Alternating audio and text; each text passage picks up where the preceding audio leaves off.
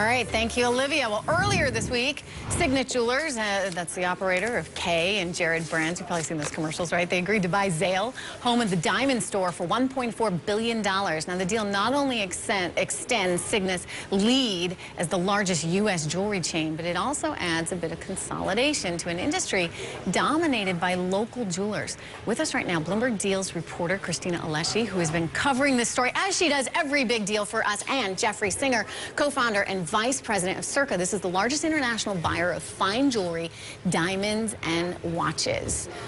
All right, Christina, how'd this one come together?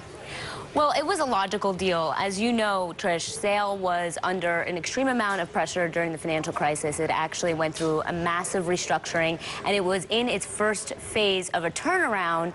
And Signet said, okay, we have enough confidence that this company is in fact going to have a future, and we're willing to pay up for it because we think that the synergies here actually make sense. Some of the cost savings that will come out of being able to leverage with potentially with suppliers might be beneficial for both companies. So Jeffrey, that's part of it, right? You need to be able to leverage the pricing and your supplier relationships. I mean, if you can charge more for that diamond, is that sort of the thinking here?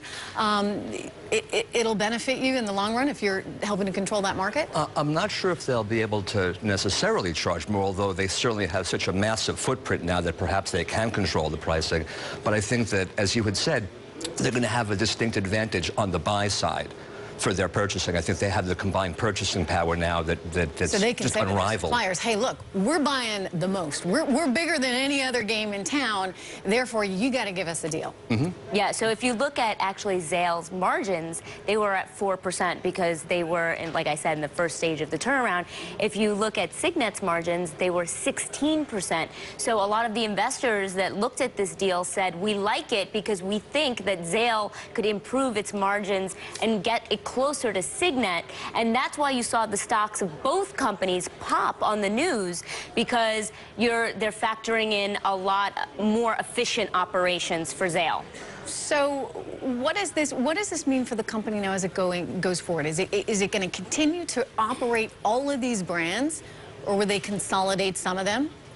I think that just as there's consolidation on the smaller side of the jewelry industry, there could be some consolidation on the massive side of the industry as well. I think the combined footprint is something around 3,500 stores, and I think that there are so many locations throughout the U.S. at the very least where they've got maybe 4 or 5 of their own stores competing in the same mall, and I'm not sure if ultimately that's wise.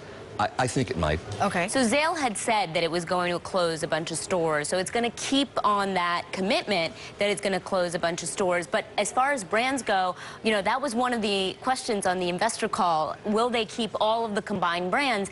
And the two sides said, yes, we're committed to it because it's a range of customers they're going after. I mean, you know this better than I do, but I don't know. I've never shopped at any of these stores. Every kiss begins with K. Every kiss begins with K. And what's the Jared one? They're very memorable lines.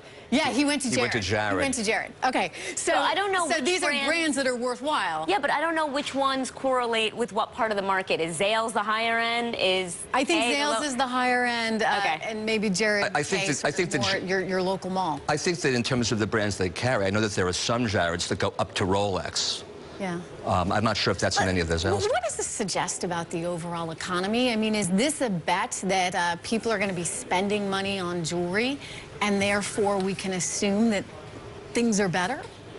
I think things have been getting better incrementally over the past 4 or 5 years. People are dipping their toes back into the luxury goods market again. I think that the sales of some of these stores have been healthy. I mean, to the extent that Zales has had a recovery that made them an interesting target for the purchase. Yeah, and one interesting theme that we often talk about is the specialty retail space has been really hurting, right? You look at the teen retailers, you look at all of these specialty retailers, and they're facing turnarounds, they're trying to look for capital. But in this case, jewelry has been quite the bright spot in the specialty retail space. I mean, for the bigger players, I mean, it's still, you know, it's tough now for the local jewelry store on Main Street that people used to go to their trusted jeweler in town. Right. Well, I think the local jewelry store is going to have to up their game a little bit if they're going to compete with the local Zales or Kays or Jareds that are in their neighborhood. Tell us quickly about CIRCA. You buy jewelry? We buy jewelry. I think we position ourselves as the ultimate companion to the modern consumer. People have jewelry that, for whatever the reasons are, they don't wear anymore. So they can contact us through our toll-free numbers, through our website, come into any one of our offices, or visit any one of our retail purchasing agents throughout the country, get a written offer, and if they accept it, they leave with a check. It doesn't have to be economically driven. It usually is a practical purpose. It's kind of like a fancy version of a pawn shop, in a way. Except that you do part with the diamond for good. I think that it's a very unique upscale experience that I wouldn't put on par with anybody else, quite honestly. Right. No, it's fascinating. Jeffery Singer, thank you very much for being here. Co-founder and vice president of CIRCA, Christina Alesci, of course. All right, let's get back to our top story this morning. Ukraine